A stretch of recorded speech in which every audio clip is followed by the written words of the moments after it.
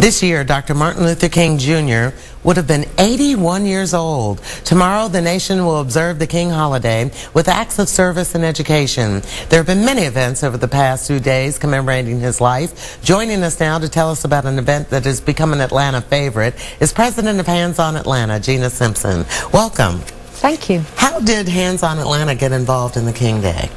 Well, as you know, service is Dr. King's legacy, one of his legacies, and being our mission is service and volunteerism.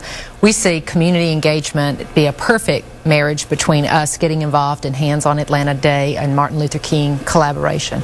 But it's expanded past a day of service. Well, yes, we're in our 17th year now, and we have a freedom rally in the morning, and we're going to have a legacy conversation with Congressman Lewis and Doug Shipman, who is the executive director of the National Civil Rights Human Rights Center, and Jovita Moore will be facilitating that, and we have some of our dignitaries. We have an invitation to Mayor Kasim Reed, and Caesar Mitchell will be there. So we see this as an energy and a spirit, and to begin the day with a rally around the remembrance of Dr. King, but also to have a legacy conversation, and we're calling it a teachable moment.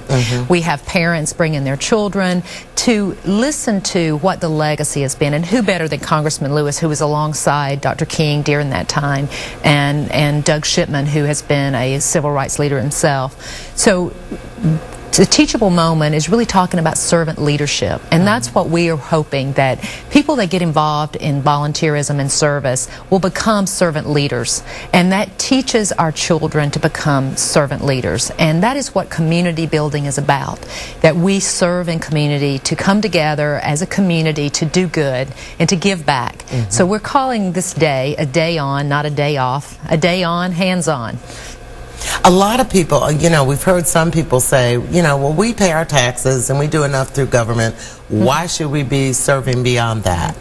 Well, as you know, government doesn't do everything. We have to fill the gaps, and that's what citizens are. We're around, coming together as a community, hands together to make our community better, because government doesn't have all the resources to do that.